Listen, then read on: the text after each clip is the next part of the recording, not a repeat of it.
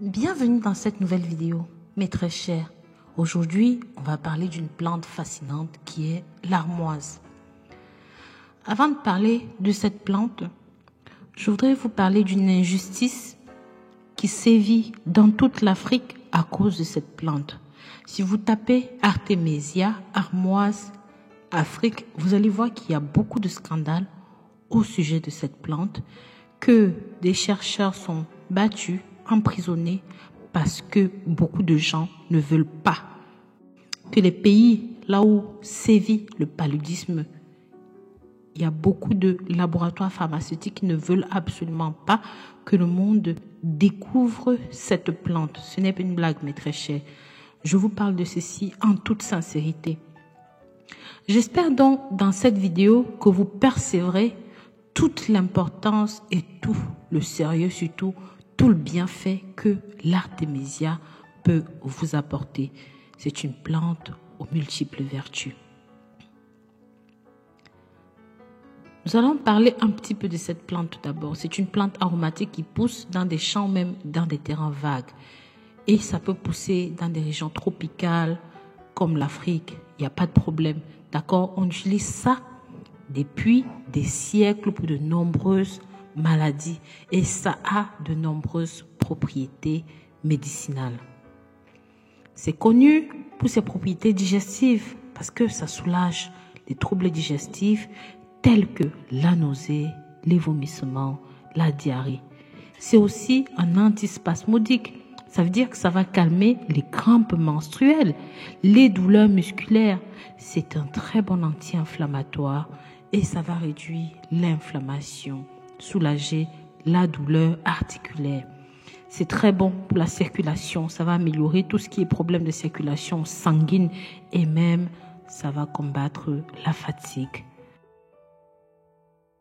Vous allez me demander comment est-ce qu'on peut utiliser cette plante. Ça s'utilise de différentes manières. Vous pouvez l'utiliser par exemple en tisane. Cette façon, c'est la plus simple et c'est la meilleure façon pour profiter de ses bienfaits. Il y en a aussi en gélule. C'est plus pratique et surtout, ça se conserve mieux. Et même en huile essentielle. Et ça a bien sûr une action plus concentrée. Maintenant, sachez que c'est considéré comme une plante qui est sûre. Mais il est quand même important de respecter certaines précautions. Par exemple, les femmes enceintes ou même les femmes qui allaitent. Je vous déconseille d'utiliser cette plante. Pour les enfants, c'est déconseillé quand vous n'avez pas encore 3 ans. Et il y a certaines personnes qui peuvent être allergiques à ceci. D'accord?